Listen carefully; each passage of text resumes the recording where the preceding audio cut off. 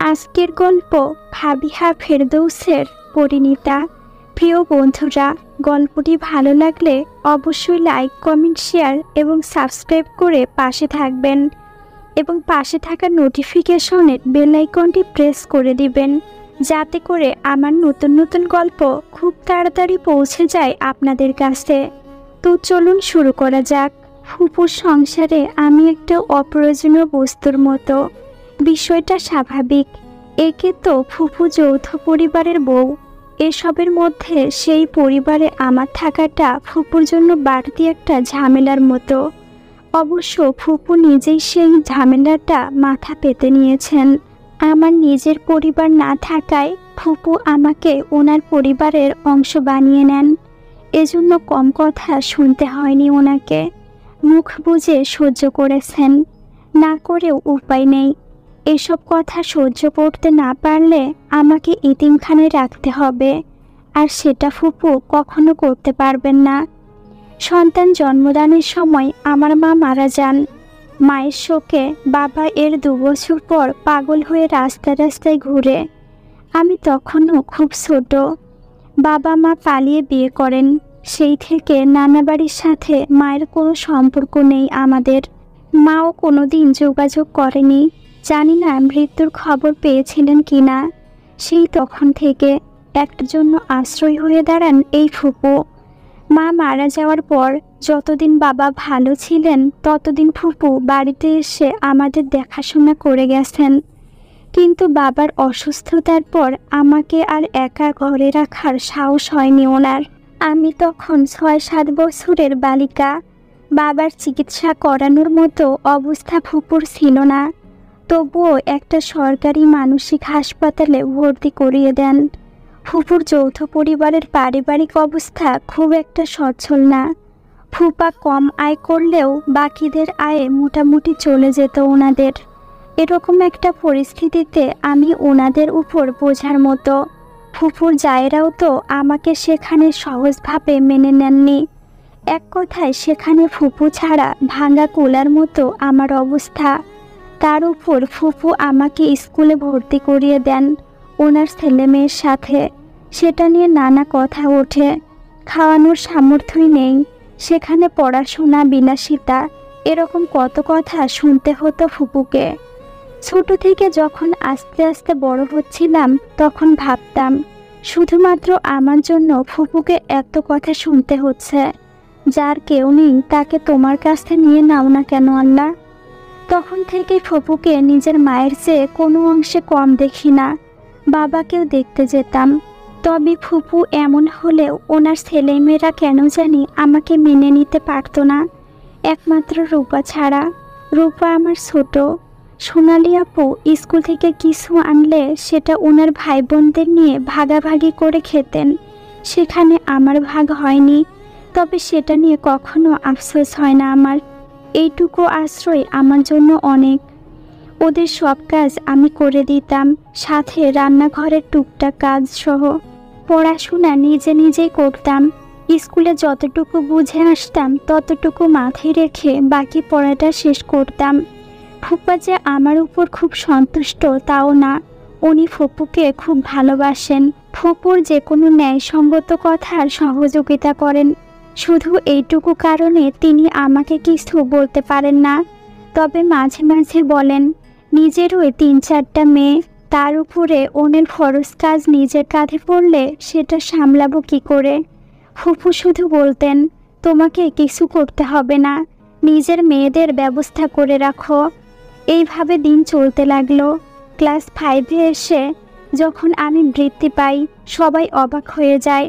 অথচ ঘরে আমার সাথে যারা পড়ে তারা টিচারের কাছে পড়েও তেমন ভালো রেজাল্ট করতে পারেনি, আর আমি একা পড়ে এত। সেদিন আমি আমার ফুপুর চোখে আমাকে নিয়ে গর্ব আর আনন্দের হাসির বদলে সুখের অশ্রু দেখেছি। এই প্রথম হয়তো ফুপুকে দেখে বুঝেছিলাম মায়েদের খুশি চোখের জলে প্রকাশ পায়। তিনি আমাকে এমনভাবে ডান হাত দিয়ে বুকে আগলে ধরেছিলেন যেন মনে মনে বলেছিলেন, আমি এই মেয়েটাকে আপন করে ভুল করিনি। এরপর থেকে দেখলাম ফুপা আমার প্রতি অনেকটা স্নেহসুলভ আচরণ করতে লাগলেন।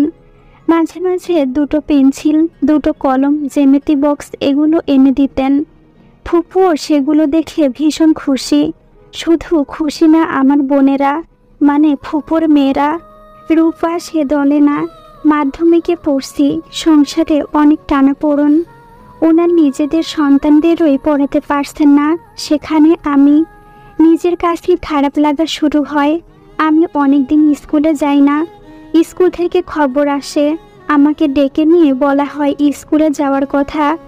আমি আমার সব কিছু বললাম। ওনারা বলেন আমার কোনো খরচ লাগবে না। আমি যে বৃত্তি পেয়েছি সেখান থেকে সব খরচ বহন করবে সরকার, ক্লাস 8 অবধি। ফুপু কথাগুলো শুনে অনেক খুশি হন আর মন খুলে দোয়া করেন।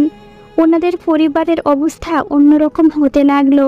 যৌথ পরিবারে ভাঙনের সুর দেখা দিল। একে তো ফুপার খুব একটা আয় নেই, একটা ছোট্ট দোকান ছাড়া, সেটাও খুব একটা চলে না।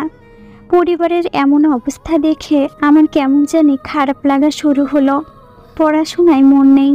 ক্লাস 8-এর প্রথম পরীক্ষা বেশ একটা ভালো হয়নি। সেদিন ফুপুর সাথে তরকারি কাটছিলাম। সোনালি আপু হাসতে হাসতে ঘরে এসে বলে, দেখো মা, তোমার আদরের নয়নার রেজাল্ট দেখো, অঙ্কে ফেল করেছে। আমি খাতাটা হাতে নিয়ে কান্না করে দিলাম। সেদিন আমাকে নিয়ে অনেক হাসাহাসি করলো সবাই, শুধু ফুপু আর আরও একজন ছাড়া। ফুপু বললেন, এভাবে আমাকে নিচু করতে পারলে ক্লাসে যতটুকু পড়ি তা দিয়ে বাকিটা শেষ করতে পারি না একা। ঠিক তখনই সন্ধ্যায় আসিফ ভাই এসে আমার পাশের চেয়ারে বসে অঙ্ক বুঝিয়ে দিতে লাগলেন। ফুপু আর এই মানুষটা হাসেনি। আসিফ ভাই ফুপুর বড় জায়ের ছেলে। দেখতে যেমন ভালো তেমনি কথাবার্তাও অমায়িক। বেশ অনেকদিন আমাকে এভাবে বাকি সাবজেক্টগুলোতে সাহায্য করতে লাগলেন। ওনার সহায়তায় আমি আবারও ক্লাস 8-এ বৃত্তি পাই। সেদিন আরেকবার ফুপু সবার মুখের উপর তালা লাগিয়ে দেন। তখন আমি সদ্য কিশোরী।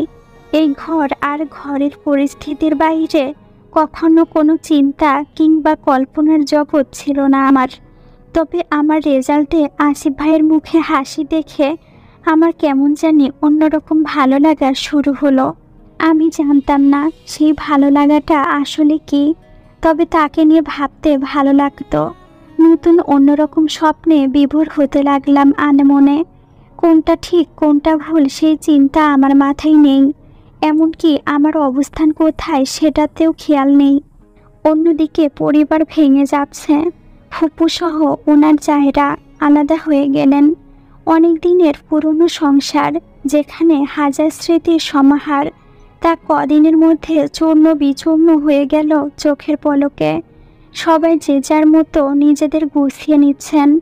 আসিফ ভাইকে খুব একটা দেখা যেত না। বিকেলে টিউশনি পড়িয়ে সন্ধ্যায় ঘরে আসতেন। মাঝে মাঝে ফুপুর রুমে আসতেন, কিভাবে সংসারটা আবার আগের মতো করা যায় সেটা জানতে। একবার সংসারে ভাঙন ধরলে সেটা আর আটকে রাখা যায় না বাবা। নদীর পাড় যখন পানিতে বিলীন হতে থাকে তখন কি কেউ সেটা আটকাতে পারে? পারে না। বিলীন হয়েই যায়, আর বিলীন হয়ে যাওয়া অংশ আর ফিরে পাওয়া যায় না। সংসার ধর্মটাও একদম নদীর মতো বাবা। আমি চা নিয়ে আসিফ ভাইকে চা দিলাম। উনি চা হাতে নিতে নিতে বললেন, এই হয়তো শেষ চা খাওয়ার আজ নয়না। কাল চলে যাব চাচি, ভার্সিটি খুলে যাবে। আর শুনেছি হয়তো বাবা মা সবাই শহরে বাসা নিচ্ছে। ফুপু কথাগুলো শুনে চোখের জল মুছলেন। কাউকে ধরে রাখার সামর্থ্য নেই আমার বাবা। তোমার চাচাকেও জানো তুমি, সবাই সবার মতো ভালো থাকুক। শুধু বাকি দিনগুলো কিভাবে কাটবে সেই আশায় উপরওয়ালার কাছে প্রার্থনা করি। জানো তো বাবা তোমার চাচার অবস্থা। আমি কথাগুলো শুনছিলাম ঠিক, তবে কান্না করছিলাম কেন সেটা বুঝতে পারছিলাম না। না পরিবার আলাদা হয়ে যাচ্ছে সবার, যার যার মতো সব গুছিয়ে নিচ্ছে, সেটা তো আমি জানি। কষ্টটা আমার অন্য জায়গায় হচ্ছিল। কীরকম একটা কষ্ট, ঠিক আসিফ ভাইকে নিয়ে যেমন একটা অন্যরকম ভালো লাগা ছিল, ঠিক সেটার বিপরীত এই কষ্টটা।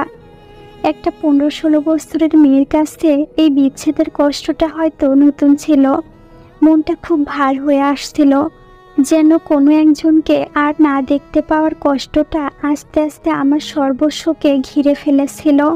রাতে ঘুম হয়নি। পরদিন সকালেই ঠিক করলাম আসিফ ভাইকে বলে দিব, যা হবার হোক। যে মেয়েটা কোনোদিন কারো কাছে কিছু চাওয়ার সাহস করেনি, এমনকি হাড়ি থেকে এক টুকরো মাছের আবদার করেনি, সে আজ একটা আস্ত মানুষকে চেয়ে বসবে। আমি অত শত ভাবতে পারছিলাম না।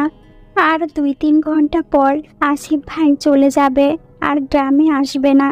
এটা ভাবতে আমার খুব কান্না পাচ্ছিল। এই বয়সে মেয়েদের নাকি একটু বেশি আবেগ থাকে।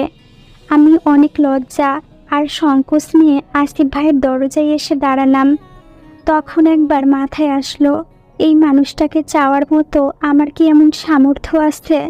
তারপর ভাবলাম একবার বলে দেই নিজের কথাগুলো, অন্তত বলে দিয়ে স্বাধীন হয়ে রই নিজের কাছে। বলতে না পারার এই যন্ত্রণা থাকবে না। আসিফ ভাই আমাকে দেখে ভিতরে ডাকলেন।